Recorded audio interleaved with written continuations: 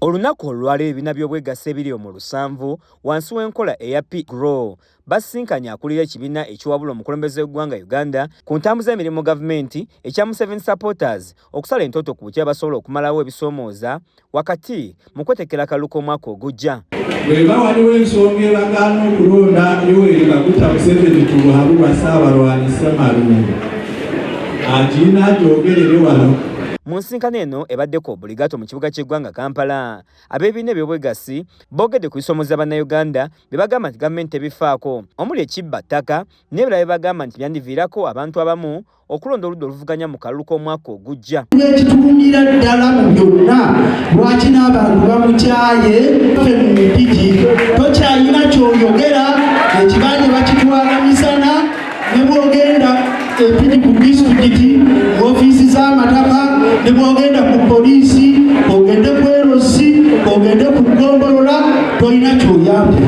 Bwe kituuse ku bwegassi ng'aba Pgroe bano bategeeza nti kisinga okubaka by'amaziga mulimu eky'omukulembeze w'eggwanga Uganda okulekawo abantu abeetesese okumuyirawo omubiri olamaanyi n'agassa mu kuba mulimbalimba nga bwe balambulula.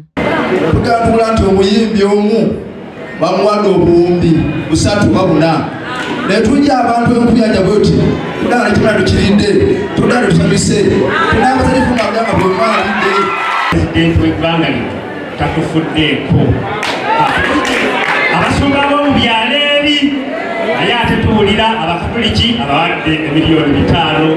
Wano abamu ku bava mu nju z'abaazirwanako boogedde ensonga lwaki baagala okwenyigira mu bukulembeze obwa Pgroe. Ndugwa Charles nga muwabuzi w'omukulembeze w'eggwanga Uganda ku nsonga za boda agamba kye kisinga okuluma bannayuganda kwe kuwagira President Museveni kyokka ne batasiimibwa buli kimu ne kiweebwa abo abeenoonyeza ebyabwe. Teri kisinga kunnuma owabali eri sayidi eri gye saagala kwogerako olwaleero mune bwayagala leero alaba Museveni ng'ayise mu kwekalakaasa ate ono ayambala yeero tamulaba. Mwana omuntu ate ekisinga okunnuma ate abayaye babasinga okufuna ssente nga si balonzi. Asinzidde wano n'asaba akulira ekibiina ekiwabula omukulembeze w'eggwanga Uganda ku ntambuza y'emirimu gavumenti ekya Museveni supporters nga guminsiriza okutuusa ensonga eziruma bannayuganda eri omukulembeze asobola ozikolako. Kyetwagala naawe kwe kutomazaayo kubanga essubi lirimu ggwe. Omukungu guminsiriza asinzidde wano n'afukamira ku ttaka olwo ebitagenda bulungi wabula n'asuubiza nti bagenda kubikolako. Ekyokubiri kwetonda ku lwa mwami Museveni n'abantu abamu abalaga nti bamwagala nnyo oluusi n'abawa emirimu batuukiriza ebyo byabatuma.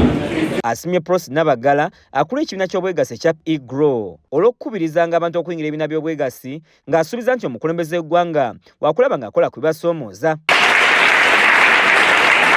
Weebale butakowa abagambye ofukamidde okukola ebintu bibiri. Ssenkulu w'obwegassi buno obwa Pgroe Prosi Nabagala ayogedde ku kyamwaliza okugatta abantu bano era n'ategeeza nti alina abantu abasoma 5,000 nga kakati ekisigadde ya President Museveni okubadduukirira basobole okwetaba mu kulonda kw'omwaka ogujja n'omutima gumu. Ababatawaanya ne batte bawulira avudde ne batte ne babeera bubi nnyo naye mmwe temufaayo mwekwate wano. Peter Kizza yakusakidde eggulire lino ku Lwake STV Agaleero.